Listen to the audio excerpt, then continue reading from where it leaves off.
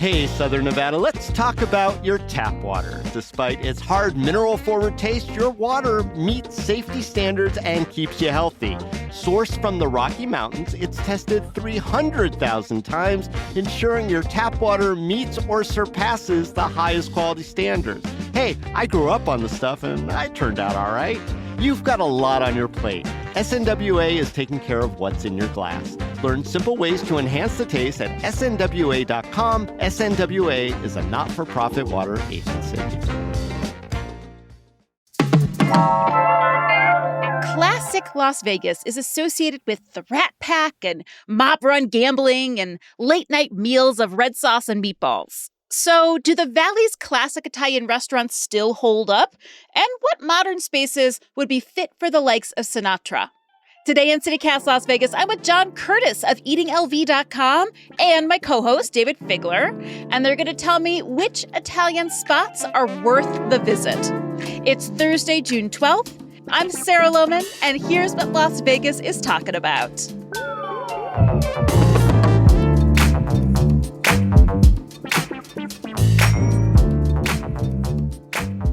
All right, David and John. So Italian food is like pretty ubiquitous in most major cities, but is there something that sets Las Vegas's Italian scene apart? Well, up until recently, how terrible it was. Oh, I'm glad to hear that we've improved. Yeah, it's gotten a lot better in the last 10 years, but the sad stuff still hangs on, sadly. and in some ways, it's more popular than ever, inexplicably. So our Italian food is very, very good compared to other cities. What do you think, David? No, it's easy. Italian food's become American food, especially, I guess, the Italian-American version of it. But, you get your pasta, you get your pizza. I don't even know what Italian is anymore. I go to places that say Italian, and I'm just getting chicken. Like, what's so Italian about that? But there are places that, call themselves Italian. They're actually steakhouses. They're steakhouses that call themselves Italian. Crudo is available everywhere. I don't even know anymore. And I know that Italian restaurants started getting really big here, actually, around the same time as steakhouses. Like after World War II, there was a pretty big Italian immigration or Italian-American migration into Las Vegas. And that's also when you start seeing Italians being a bigger part of Las Vegas history. You do have this Italian mob influence in the casinos or casino owners that are Italian.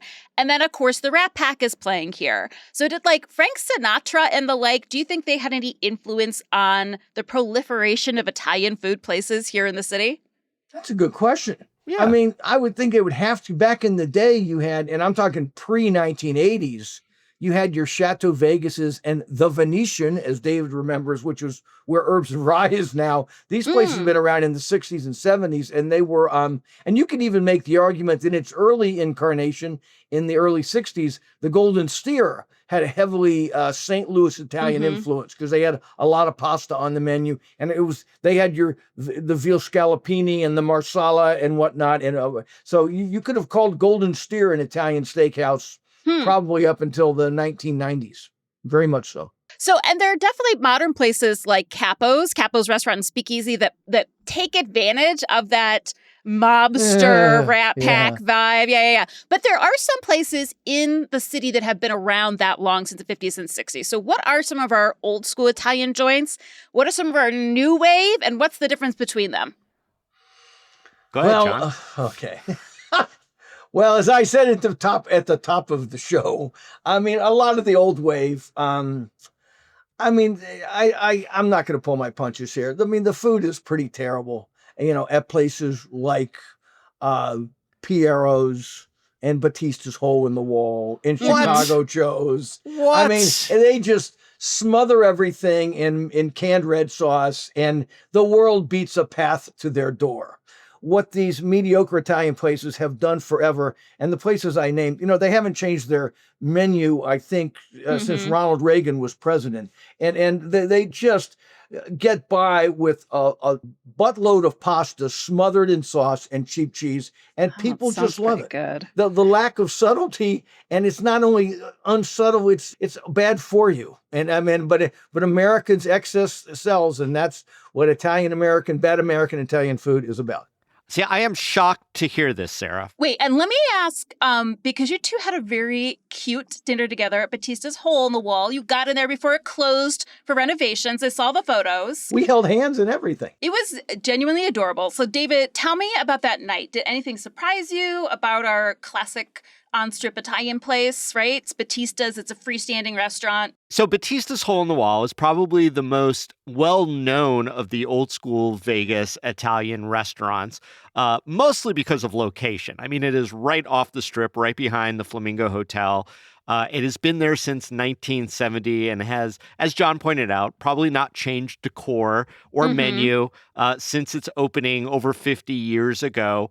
It is called a tourist trap by a lot of people. It has a lot of bad reviews online, 1 stars, etc. I'm not going to out anyone, but a member of our team found it to be one of the worst restaurants ever in Las Vegas. So I decided, because I knew this episode was coming up, that I would invite John to come out, and we went with our significant others, and we had what I'm going to say was a perfectly pleasant meal. And I think at the end of it, John sort of upgraded Batista's Hole in the Wall from horrific to neutral leaning bad. Okay. And so I thought that they had gotten, were you drunk on the unlimited carafes of wine? Because yeah, get that house wine. I found the meal to be perfectly satisfactory. I didn't find it to be bad or distasteful. The accordion music.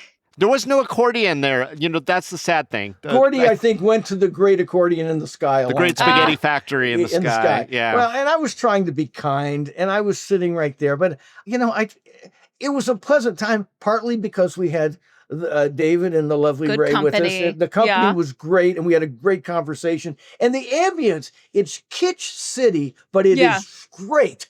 I mean, I love the feel of the place. You embrace love the the feel of kitsch. the place. Yeah. And it was clean. It was clean. The service was good. Service was actually quite good. We really enjoyed our waiter. Yeah, and they seated us. I mean, so there's a lot of things to recommend it. And it was packed. It wasn't just packed, it was bustling. Like on a midweek night. Yeah, it was crazy. So, but then I thought about the food, and the food, I was like, I mean, how do I loathe thee? Let me count the ways. I mean, you know, I mean, the Marsala, veal Marsala had no Marsala wine. The unlimited carafes of wine had no alcohol. The cappuccino let me just say has this. no coffee. Before the cappuccino, when we were brought out a carafe of red and a carafe of white. Okay. And the waiter described the white as a unaged Chardonnay. Yeah. And then John goes, so grape juice? Unfermented, in other words? I'm just going to sum this up really quick. It was a perfectly satisfactory meal. I got full. The portions were great. The value was high. It was only like $30 or $34, and you got soup or salad. You actually said the minestrone wasn't bad. No, the highlight of the meal was the minestrone. I will say that the highlight was a really fresh-looking salad. You got the garlic bread that wasn't too garlicky. I love a soup salad breadstick situation. I took some home, and then you do get like a cappuccino at the end, which is really just a mug full of whipped cream with a coffee, a hint of coffee. John also dishes on Chicago Joe's, which is another, it's a house converted downtown. It was opened in 1975. It's perfectly charming. I've gone there with my in-laws. We get the Chianti with a peach slice in it. That's their little shtick there. They have a really nice shrimp dish there, shrimp Diablo. John, it's also they do not your escargot. favorite? It's delicious escargot. Look, the thing about Chicago Joe's is it's been up and down over the years, depending on who the chef is that they have. It's not great, but it's also a really fun place to go. Same thing with Piero's. Piero's is a blast to go to. Hang on. John, what do you think of Chicago Joe's? It's not as bad as Batista's. Okay. I mean, I think Batista's is pretty good, as mentioned. I mean, you know, you can taste the garlic on the garlic bread at Chicago Joe's. They, you know, and they don't dump a bucket of red sauce on top of the. You cannot even see the ziti on the ziti with red sauce and meatballs. It's just covered in red sauce. Batista's. Yeah, there was a lot so there. So Chicago Joe's has its charms, and I think the food's a little better. Let's not sleep on the horrificness of the Italian American Club, because I knew you were going to mention that. It may set it may be a new low down there, but you cannot say this, but people hate me when I say this It's stuff. vibes. People are there for vibes. It's all about vibes, and they usually have live entertainment. And calories. Yeah. And I'm going to mention one more that I know John absolutely loves, the bootlegger. Oh, I don't even know that one. God. Where I got the fingernail served with my pizza. Remember that? I showed you that. I did that last year. You They did a photo. literally, they sat down a pizza next to me and a giant fingernail of the waitress had broken off and it was right next to my pizza slice that she served me. Oh my Okay. God. And yet there's always a crowd there too. Absolutely. That's on the I far was- end of the strip. Gonna ask if there were any sort of Italian-American dishes that are unique to Vegas, but it might be like press-on pizza might be the one.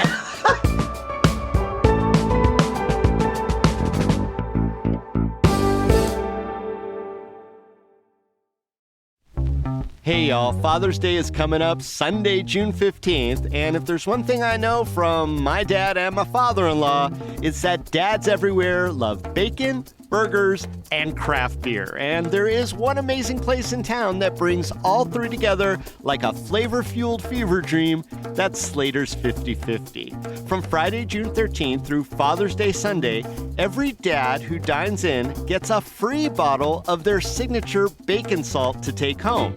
Want to go all out? Join them for their one-of-a-kind Father's Day bacon candle making class and bacon lovers breakfast. It's fun, it's flavorful, and yeah, it smells like bacon. Advance tickets are required, and when you're there, don't sleep on the frickles. That's the fried pickles. Yum. 2 locally owned Las Vegas locations. On the west side, check out Lake Mead and Buffalo. On the south side, Silverado Ranch in Bermuda. Tickets and full event details are at Slaters5050LasVegas.com. This episode is brought to you by San Pellegrino. A meal isn't just about what's on your plate. It's about what you bring to the table. San Pellegrino believes the table is where the best of life happens. That's what makes gathering around it so rich and rewarding. And with their unique sparkling natural mineral water, San Pellegrino brings its best so you can bring yours. Can we talk about good Italian restaurants for a Well, minute? one more before we move on to really good one, because Sarah, you and I went to Casa de Amore and we had a wonderful time, and that's in the same style as some of these other places that John doesn't like as much. Really nice service, very chill though. It wasn't like a dressed up sort of place. Old but school it's pasta, because red sauce. It's because that we've been trying to get to Tiki di Amore, which is out back for ages, and it's just never open at the time of year or the day that I try to go. I think I've tried 9 times. But, let me ask you this, because we are talking a lot about not just the food, but the setting. All inclusively, when you're looking for a great Italian restaurant to recommend to somebody, is there anything that you're looking for kind of at large about the experience, John? Well, when someone says they like Italian food, the first thing I ask them is, what kind of Italian food do you like? Great. And if they say chicken parm, well, they immediately, lose several notches in my estimation. I love a chicken parm, John. That is a classic. Give me a chicken parm sandwich. It's about as Italian as egg foo young, but we'll just leave that on the shelf. But that's okay. Italian American is different and good. It's just not Italian food. It's its own cuisine that came here and evolved, John. I will defend eggplant parm and chicken parm to the death. But anyway, go on. I look for, so are you someone who's looking for quantity or quality? So that's my first litmus test when someone asks me about Italian restaurants. And then how much do you want to pay? Are you are you a pasta hound? You search for the best fresh made pastas? Are you looking for real chefy Italian? We have some great Italian restaurants in this town. Vetri sets a standard at the top of the Palms. Basilico is fantastic. Old school Italian, Ferraro's, which does a lot of Italian American classics, but does them well, and bakes their own bread and makes a lot of fresh pasta. So there is really good Italian food that's being done at a much higher level than the places we're talking about. Give me the specifics then. Give me the specifics. In the classic style. Let me throw one out at John, and I want to hear what he thinks, because this is a Italian restaurant that we enjoy going to. We don't go there often, but it's a locals place. All the locals know it. Nora's. What do you think about Nora's, John? Nora's is I'm hamstrung here because I love the Moro family, and Gio Moro is running one of the great Italian restaurants right now at Manzu and the pizzerias, and his family makes money by the bucketful at Nora's, but Nora's commits every sin that every restaurant I just trashed does times 10. Okay. Wow. But again, try getting there on a Wednesday night and you will see cars lined up down the street to get it. So what does Manzu do that Nora's doesn't? Well, they're both Manzu's Italian. Manzu's very Sicilian, to be, as Sarah asked, very specific. Manzu is doing a very Southern Italian restaurant where, I mean, the pastas are handmade. They're lightly sauced. They braise their own veal that they toss with it. It's more about the noodles themselves. The sauce is an accent or an adjunct to the pasta. It doesn't overwhelm it. The proteins are done with style and a sense of restraint. They have better groceries. They have a fabulous wine list.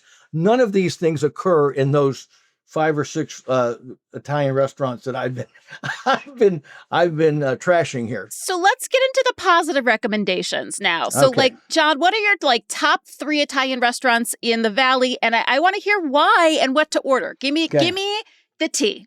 Vetri is the best in town. Okay, where is that? The top of the Palms, Top of Mark the Palms. Vetri from Philadelphia. I mean, he does the most inventive pastas in town. Get the pastas and the appetizers. I'm not as keen on his roasted goat and his giant branzino and some of the large format dishes there, but the pastas and the appetizers, which you can get at the bar too as well, are fantastic. If you're a true pasta hound, Matteo's in the Venetian is off the charts. It is everything is hand done. They don't do any industrial pasta there. It's all handmade, and it comes from Los Angeles. It's an offshoot of Factory Kitchen in Southern California, and Matteo's for pasta hounds who are really seeking out interesting. It does sort of all over Italy. I mean, pastas from the north, the middle, the central, Tuscan pastas in the south. So Matteo's is fantastic. Brezza, I think, is our best Italian steakhouse. And it's definitely a steakhouse that does a lot of great Italian food. And the most inventive,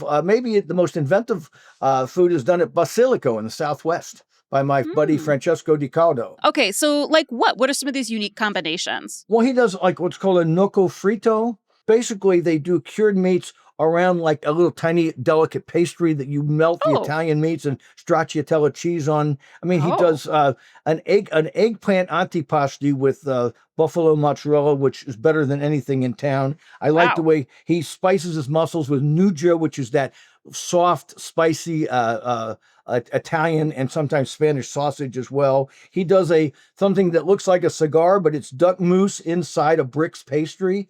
I mean, these are things like you don't get in most Italian restaurants. And even things like his meatballs are just a little spicier, a little more delicately sauced. I mean, everything they do at Basilico will get your attention, but you sort of have to be in the mood for inventive Italian food. All right, David. So what are your top 3 joints in town? Well, I'm surprised that we haven't mentioned Esther's Kitchen yet. It certainly presents as an Italian restaurant, but very much the new wave. They do in-house pasta. They have a glorious pizza oven, and they do some really nice items there that are, I would say, definitely Italian inspired. There's not a better appetizer anywhere than the gnocco fritto, which are these just little balls of pure Parmesan espuma and a little bit of speck, and you put your fork in it and it explodes, and it is just the most delicious fried thing that you've ever had in your mouth. Yeah, you could go simple with the cacio e pepe. They've got zucca and rigatoni. I mean, everything that they do is really lovely, and their pizzas using sourdough bread is glorious. And the bread itself is fantastic as well. Yeah, well, the bread and all the spreads. I mean, it really is a lovely spot. And to be fair, if we had not gotten to Esther's, we certainly give it its praises in every other episode too. Do you have, David, we know you're a lover of the Arts District and a lover of Esther's. Do you have some other spots around town?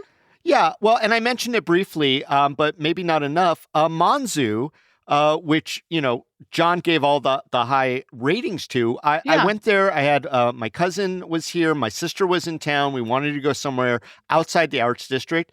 And I remembered Manzu is wonderful. Yeah. And they also have a pizza there that might be my favorite pizza in town. Sorry, Yukon. I love Yukon pizza with all my heart. But they have almost a dessert pizza. It's apricot jam with bacon and goat cheese and little pine nuts and some arugula. It is maybe the best pizza that I've ever had. I have to shout out my local favorite. Of course, down on Water Street, we have Azzurra Cucina, and was named the best new restaurant in the state when it opened a couple years back. I know you're a fan of them too, John. Yeah, I wrote about them in Desert Companion magazine. Yep. I think it's great. It's just, it's 18 miles from my house, so I don't get a chance to get out there. Lucky for me. It's just a few blocks away. So when I finally drag you all out of the arts district, we can go to Azura. Yeah, I've been there a couple times, and the food knocked me out. And I love the vibe. It's very cozy. It reminds you of a little hole in the wall in a very big city that you just know. Very personal, little fine hidden gem. But like it's sleek, modern as well. And you know what? I love their cocktail program there too. I know Esther's also does an amazing cocktail program, but Azura has some really, really, really solid and tasty cocktails over there too. I'm trying to remember if there's some place that I haven't trashed that I need. I like to be an equal opportunity curmudgeon. Well, I got two more places. One that I haven't been to that I'm really curious because of a reason I will say in a second. But I like a place like the Roma Deli, right? On Sahara. You just go to the counter, you get a nice sandwich, you get some old Italian grandma yelling at you. I love the experience of just kind of being in there, and they've got all the really kind of cute little things to buy there and Italian baked goods and stuff like that. I like that kind of experience. But I'm curious, John, because, new restaurants pop into Vegas all the time, especially in the big hotels. And sometimes they're like, oh, this really big Italian restaurant from X city, New York or LA is coming here, and everyone goes cuckoo about it. And I don't know, is it worth checking out places like Mother Wolf that's over at Fontainebleau? I will say, Mother Wolf, again, he's gotten a lot of publicity, big out of Southern California. He's had a chef's table thing done about him. The food is very, very good, but I don't know if it's worth paying for parking to go there. Does that make sense? Well, locals get 3 hours free parking at Fontainebleau. Yeah, but my minimum meal takes 4 hours. Okay, I can't get in. Fair enough. I was going to say, eat fast. Yeah, so I'm curious. Let me redirect you all a little bit. But are there any trends in Italian food, whether Italian American or regional Italian cuisine? I consider Italian American another regional Italian food, by the way. Right. But are there any trends that you're kind of seeing on the plates about town? The fresh pasta thing is here. I love the fact that it's getting a little more regional, but I can't say regionality has taken hold. I think the more interesting is when a chef just tries to make pastas that you haven't seen before. And that's what you get at Esther's Kitchen. And that's what Mark Vetri is doing. And that's what Matteo's is doing. And that's what Gio Moro is doing at Manzu. They're trying to say, they make this in Italy, and I'm going to try to make it here. And it's different from what you're used to in American Italian cuisine. I've seen, sourdough kind of seeping in everywhere. I don't remember old school Italian being so sourdough forward. It does show up a lot. Good and point. Also, I've been seeing a lot of, and this is sort of just a food trend, more local or regionally sourced ingredients in some of the higher end places. And I know, again, going back to Esther's, but some of the higher end places on the Strip are definitely sourcing their food in ways that are more, like there's a relationship going to the farms, getting the chickens, getting the eggs, getting, the ingredients to make a great pasta. So that's kind of interesting that seems to be more in vogue now than I could ever remember, especially with Italian, which is interesting. Connection and awareness to the ingredients, which is a very Italian way of cooking. And you see a lot better cheese now, Italian cheeses now than used to be, mozzarella, gorgonzola, and, two others. Now you're seeing more variety on pizzas and with pastas, and they feature them. It's still, good luck finding a cheese platter in this town, but like they do over there. But crazy burrata. I mean, I've been seeing a lot of burrata variations. Stracciatella too. The milk here. I thought Crazy Burrata was the name of an Italian restaurant. Oh my God. If somebody wants to call their restaurant Crazy Burrata, you got that. Another free gift from CityCast Las Vegas. Gentlemen, thank you so much for these insights. Please come back anytime. Okay. Buon gusto to everyone. It was a spicy meatball. Ciao. Ciao, ciao.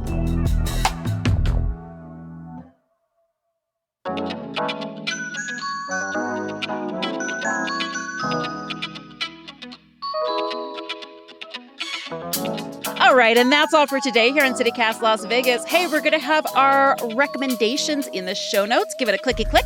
And also, if you enjoyed this show, send it to a friend and then pick out what Italian restaurant you're going to hit next. You can rate our show and leave us a review wherever you get your pods and subscribe to our morning newsletter. We'll be back tomorrow morning with more news from around the city. Take care.